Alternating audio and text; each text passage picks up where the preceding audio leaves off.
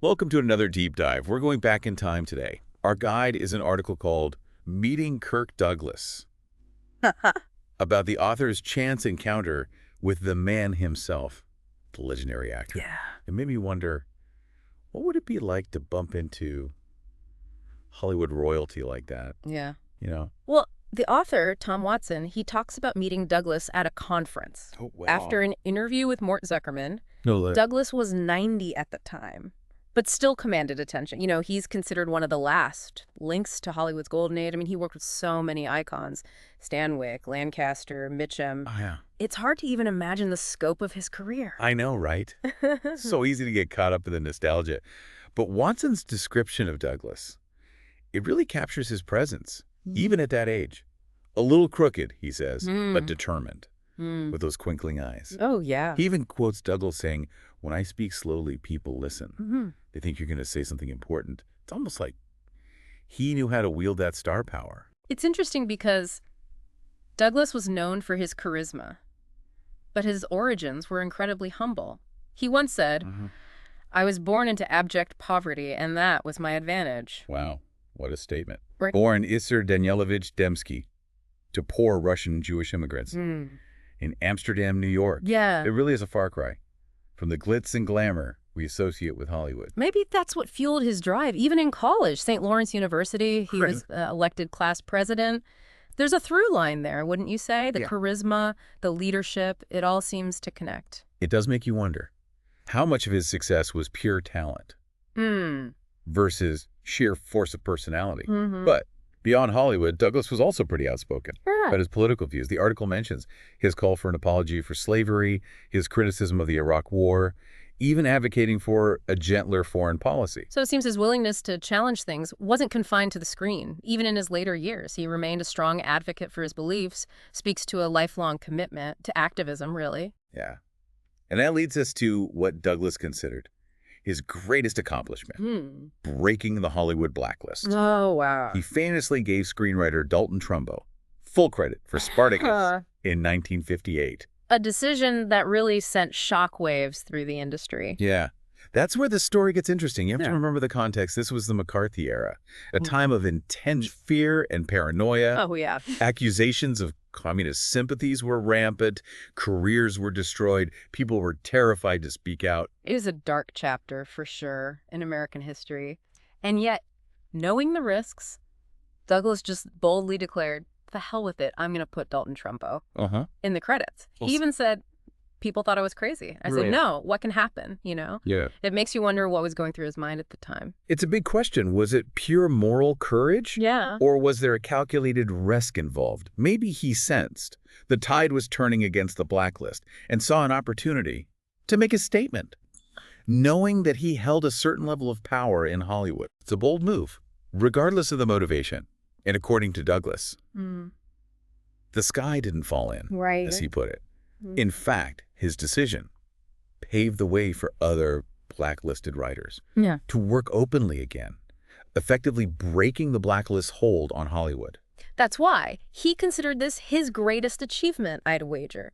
It wasn't just about one screenwriter. It was about dismantling a system that was built on fear and silence. Absolutely. Yeah. And this act of defiance speaks to that underlying drive we were talking about earlier. Remember that quote from Douglas? Yeah. A man's reach should exceed his grasp. We must keep trying. Yeah. We must. It's the best you can do. It's almost like he believed in pushing boundaries, both in his career and in his principles. Right. You know, it's fascinating to think about how Douglas's upbringing, that impoverished upbringing, might have shaped his worldview and his willingness to take on that kind of risk. Yeah. It's a real good point. We touched on his humble beginnings earlier. Yeah. But maybe we're digging a little deeper. Growing up in poverty, the son of immigrants, probably gave him a unique perspective on those who were marginalized or silenced. You know? Exactly. Experiencing those struggles firsthand, it probably fueled his passion for social justice and his determination to, you know, amplify the voices of the voiceless. He once said, "I've made a lot of pictures, but the most important thing I've ever done is break the blacklist." Wow. Right. That's a powerful statement. And it makes you wonder if he saw a connection between the struggles of his childhood and The persecution faced by those blacklisted in Hollywood, it's almost like he was compelled to act, wouldn't you say? It's certainly possible. And his activism extended far beyond just the blacklist. He was a vocal advocate for a variety of causes, from nuclear disarmament to human rights. Remember his call for a formal apology for slavery? Oh, yeah. That was a bold move for someone in his position.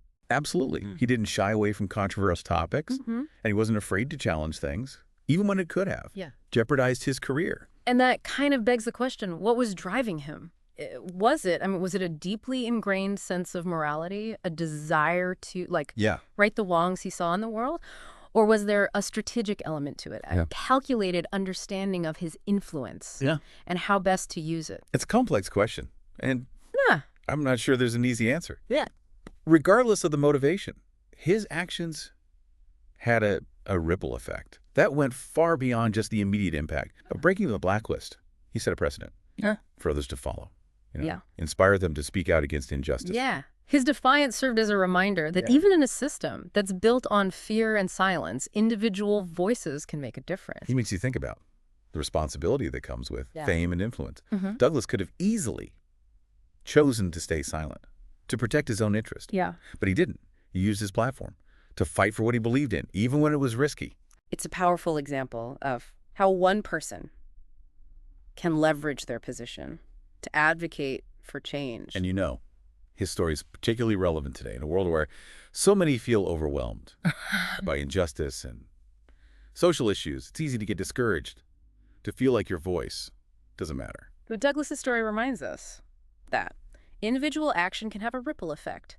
Even small acts of courage can inspire others to speak up, to challenge things, and to push for, a more just and equitable world. It all starts with a willingness to stand up for what you believe in, even when it's difficult. Absolutely. And it's not just about grand gestures or just taking on huge systemic issues. It's about recognizing those everyday moments where you can make a difference, whether it's speaking out against discrimination, supporting a cause you believe in, or simply treating others with kindness and respect. It's about recognizing that we all have a role to play in creating a better world. And, speaking of roles, there's another aspect of Douglas's career that I think is worth exploring.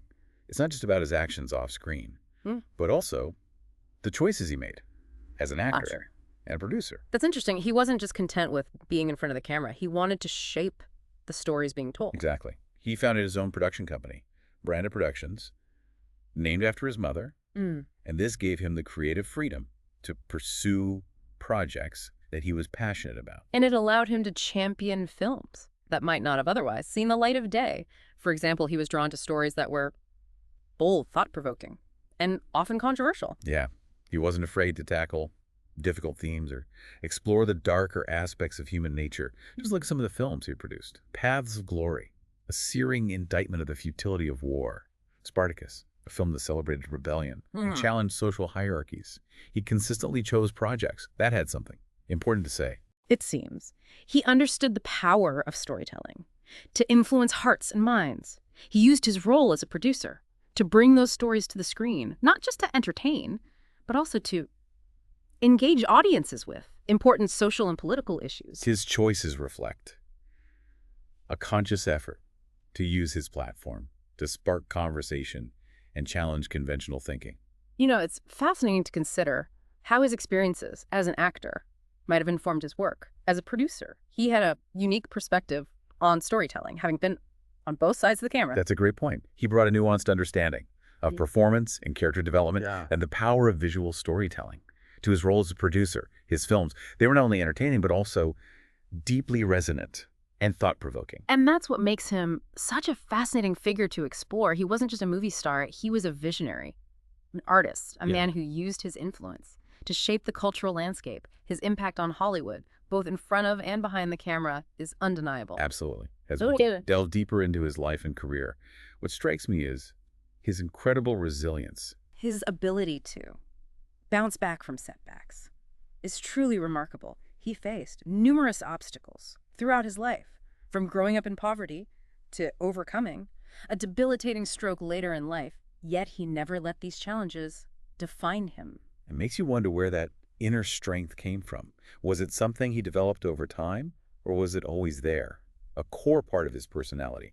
It's hard to say for sure, but his story serves as a powerful reminder that we all have the capacity for resilience within us. Absolutely. And that resilience, that ability to face challenges head on Huh. and emerge stronger on the other side Hmm. is something that can be cultivated. It's not necessarily something we're born with, but rather a skill that we can develop over time. It's about building our inner strength, our ability to cope with stress and uncertainty, and our belief in our own ability to overcome challenges. And there are many ways to do this. You're right. Whether it's through practicing mindfulness, seeking support from others, or simply making a conscious effort to focus on the positive, even in difficult situations, there are steps we can take to build resilience. And remember, it's okay to ask for help when you need it. It's not a sign of weakness, but rather a sign of self-awareness and strength.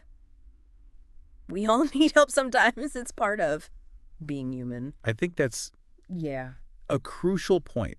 We often put pressure on ourselves to be strong and independent, but acknowledging our vulnerabilities and seeking support can actually be incredibly empowering. Exactly. And as we move into the final part of our deep dive, it's worth considering how Douglas navigated the complexities of fame and fortune while remaining grounded.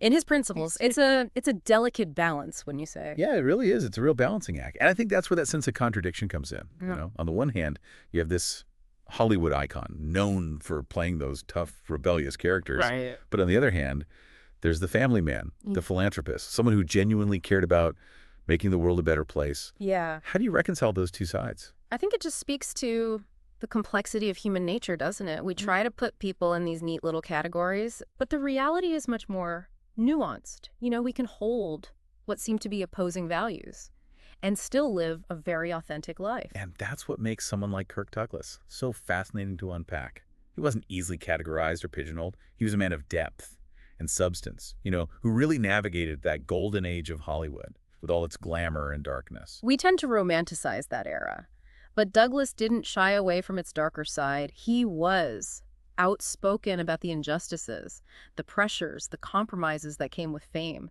especially during that blacklist era. Which makes his decision to break the blacklist even more remarkable. He was willing to risk everything, not just for Dalton Trumbo, but for principle. Makes you wonder, would you have had the courage to do the same? It's a question worth thinking about. You know, we all face those moments where we have to decide what we're willing to stand up for, even if it means going against the grain. Douglas's story reminds us that our actions, they can have far-reaching consequences, you know, both positive and negative. It's about recognizing the power we each hold, even if it doesn't feel like much at the time.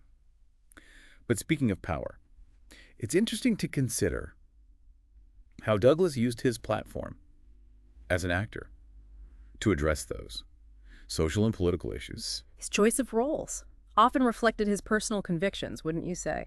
He seemed drawn to stories that challenged conventions, explored moral dilemmas, and sometimes even provoked controversy. Absolutely. He didn't shy away from playing, you know, complex characters, flawed characters. He embraced roles that forced audiences to confront those uncomfortable truths about themselves and society, almost like he was using his art as a form of activism. And that raises a really interesting point about the intersection of entertainment and social commentary. You know, can a film be both entertaining and thought-provoking? Can it challenge us while still offering an escape from reality? Douglas certainly seemed to think so. I mean, his films, they weren't just mindless entertainment. They were vehicles for exploring the human condition, for sparking dialogue, for pushing the boundaries of what was acceptable to depict on screen. And that's perhaps his most enduring legacy, the idea that art can be a powerful tool for change, for raising awareness, for prompting us to question our assumptions and our beliefs. It's a legacy that continues to resonate today as we grapple with you know, those complex issues and search for ways to make our voices heard. Douglas showed us that one person can make a difference, that speaking truth to power can have a ripple effect that extends far beyond ourselves. So as we wrap up this deep dive into the life and legacy of Kirk Douglas, what stands out to you? What will you take away from this exploration? For me, it's a reminder that behind the glitz and glamour of Hollywood, there are real people with complex stories, grappling with real issues. It's a reminder that even those we perceive as larger-than-life figures face challenges and make mistakes and strive to leave a positive mark on the world. And maybe it's an invitation to look beyond the surface, to question our assumptions, and to find inspiration in those unexpected places. Kirk Douglas's story reminds us that we all have the potential for greatness, for courage, for using our voices to advocate for what we believe in. Well said. Great. And on that note, we encourage you to continue exploring, to delve deeper into, those topics that pique your interest, and to never underestimate the power of one person to make a difference. Thanks for joining